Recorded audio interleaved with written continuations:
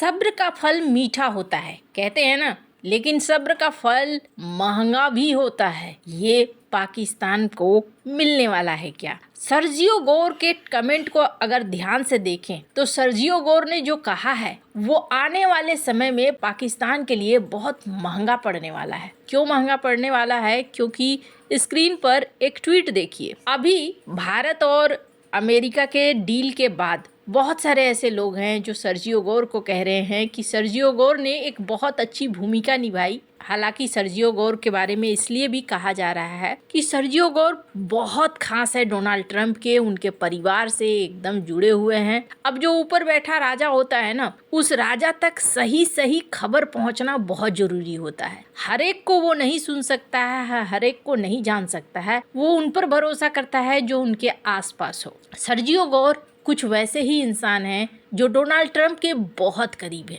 इन्होंने जो ट्वीट किया उस ट्वीट में अगर ध्यान से देखें तो क्या लिखा हुआ है। इन्होंने कहा कि मैंने पहले भी कई बार कहा है, प्रेसिडेंट ट्रंप जेन्युइन तरीके से प्राइम मिनिस्टर मोदी को एक महान मित्र मानते हैं और ये जो ट्रेड डील हुई है इसने बड़ी खुशी दी है। भारत और अमेरिका के बीच में लिमिटलेस पोटेंशियल है, यानी आगे ये बढ़ेंगे। अब मैं आपको बताऊं, जिस तरीके से यहाँ डील हुई वहीं डॉक्टर एस जयशंकर पहुंचे हुए हैं अमेरिका। 3-4 बजे के आसपास उनकी मीटिंग होने वाली है क्रिटिकल मिनरल्स को लेकर। इससे साफ दिख रहा है कि भारत और अमेरिका के बीच में संबंध अच्छे हो रहे हैं और फिर से पुराना मोड वापस आ रहा है। अभी व्यापार के डिटेल निकल कर आने बाकी हैं कि क्या क्या भारत को फायदा मिला है, क्या क्या अमेरिका को फायदा मिला है। पर एक चीज जरूर देखने को मिल रहा है कि इलेक्ट्रॉनिक सेक्टर ये भारत को अब बहुत बड़ा मौका दे रहा है। कम से कम $100 बिलियन का मौका है व्यापार करने का। भारत से अभी आईफोन खूब जाएंगे ये भी तय है। और सबसे बड़ी बात, जो फॉरेन इन्वेस्टर्स थे जो निकल रहे थे, अब धीरे धीरे भारत के अंदर वापस से निवेश करना शुरू करेंगे। भारत और अमेरिका के डील के बाद क्या बदलाव आया है उसको ऐसे देखिए। जापान के जो स्टॉक्स हैं उन्होंने भी 3% का जंप दिखलाया है, तो वहीं भारत के शेयर मार्केट में भी 3% का जंप देखने को मिला है। ये एक बहुत पॉजिटिव साइन है भारत के लिए। अभी अगर आप भारत को देखें तो भारत के दोनों हाथों में लड्डू है और कढ़ाई में अलग से पड़ा हुआ है। यूरोपीय यूनियन के साथ डील, उसके बाद अमेरिका के साथ डील, ये बतलाता है भारत का लॉन्ग टर्म के लिए रास्ता खुल गया और भारत अपने आप को विकसित भारत के तौर पर लाना चाह रहा था, वो चीज अब सफल होती हुई दिख रही है। लेकिन सबसे बड़ा टेंशन शुरू हो गया है पाकिस्तान के लिए। पाकिस्तान और जनरल मुनीर जिन्होंने इतना ज़्यादा मेहनत किया, जनरल मुनीर ने पैसा भी बहाया लॉबी फर्म्स के ऊपर, बहुत सारा पैसा। इसके अलावे ये भी देखने को मिला कि जनरल मुनीर से लेकर शहबाज शरीफ ने कोई ऐसा मौका नहीं गंवाया जहां डोनाल्ड ट्रंप की तारीफ नहीं की। नोबेल पुरस्कार से लेकर हर चीज के लिए। एक तो देखने को मिला कि पैक्स सिलिका इस संगठन में अभी पाकिस्तान को न्योता नहीं दिया गया। वहीं दूसरी तरफ ये भी देखने को मिला कि भारत के टैरिफ को पाकिस्तान से कम रखा गया, यानी भारत को मुनाफा होगा। अभी भारत ने तुरंत एक झटका दिया है पाकिस्तान को। ये झटका बहुत ज्यादा जरूरी भी था, ये समझाना कि अपनी हद में रहो। ये जो चापलूसी के खेल होते हैं ना, उससे कोई फायदा नहीं होता है, ये बात तो जरूर तय है। पाकिस्तान को अब एक के बाद एक और भी कई मुश्किलों का सामना करना पड़ेगा। सबसे पहला झटका भारत ने क्या दिया है, पाकिस्तान सिंधु जल संधि को लेकर बहुत ज्यादा परेशान। पाकिस्तान की तरफ से यहाँ तक धमकी दे दी गई कि अगर भारत ने अपने प्रोजेक्ट को पूरा कर लिया, बांध बना लिया, तो हमारे फाइटर जेट जाएंगे, बम गिरा कर आएंगे, उस बांध को तोड़ देंगे। अभी का सीन ये है कि भारत ने बहुत तेजी से बांध बनाना शुरू भी कर दिया है। कई ऐसे प्रोजेक्ट हैं जो कंप्लीट होने की दिशा की तरफ बढ़ रहे हैं। यानी आने वाले सालों में भारत सिंधु जल संधि को लेकर जो फैसला लेगा वही होगा। पानी छोड़ना चाहेगा तो पानी छोड़ेगा, पानी नहीं छोड़ना चाहेगा तो नहीं छोड़ेगा।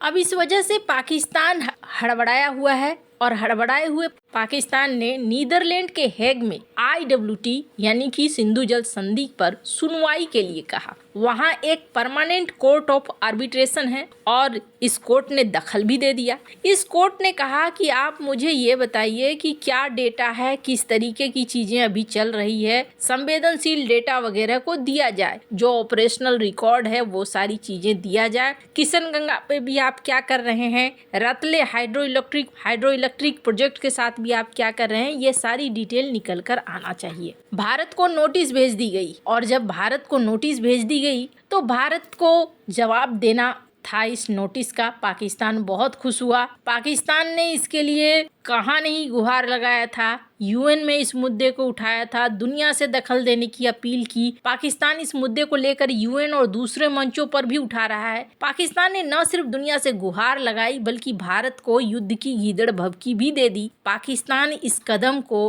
एक्ट ऑफ वॉर कहता है। लेकिन भारत ने यहाँ कहा कि ये नोटिस अपनी जेब में रखो, इसलिए अपनी जेब में रखो कि मैं नहीं मानता हूँ इस कोर्ट को और इस ट्रिब्यूनल को गैर कानूनी मानता हूँ, कोई कानून नहीं है। हमारे IWT का जो समझौता था उसके अनुसार अगर बातचीत होनी थी तो वो तरीका अलग है। आप इसमें कोई रोल नहीं रखते हैं, इसलिए आपके नोटिस को हम कूड़ेदान में डाल रहे हैं। भारत एक बात को लेकर एकदम क्लियर है। भारत ने कहा कि देखिए, ना तो हम आदेशों का पालन करेंगे और ना ही इसकी कार्रवाई में हिस्सा लेंगे, इसलिए इस तरीके की नोटिस भेजना आप बंद कीजिए। दूसरा, भारत ने एक चीज साफ कर दिया है, जब तक भारत के मौलिक सुरक्षा चिंताओं का समाधान नहीं हो जाता है और पाकिस्तान सीमा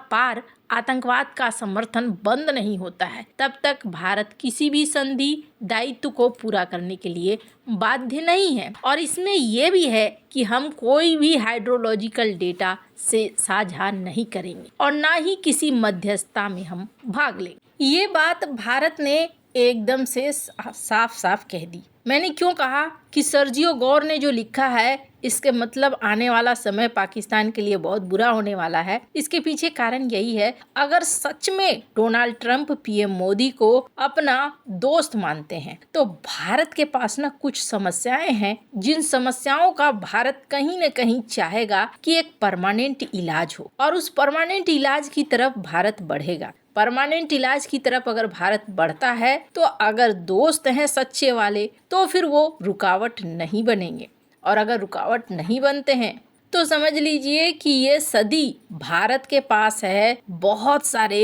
बड़े कड़े फैसले लेने का और इतिहास बदलने का। तो भारत उस इतिहास को बदलना चाहेगा। अभी तो बस शुरुआत है, समय सब कुछ भारत के फेवर में चल रहा है और भारत के अनुसार ही चल रहा है। वैसे आपको क्या लगता है, पाकिस्तान को और भी मुसीबतों का सामना करना पड़ सकता है या नहीं? कमेंट कर अपनी राय जरूर बताएं। जल्द मिलते हैं अगले वीडियो में नई खबर के साथ।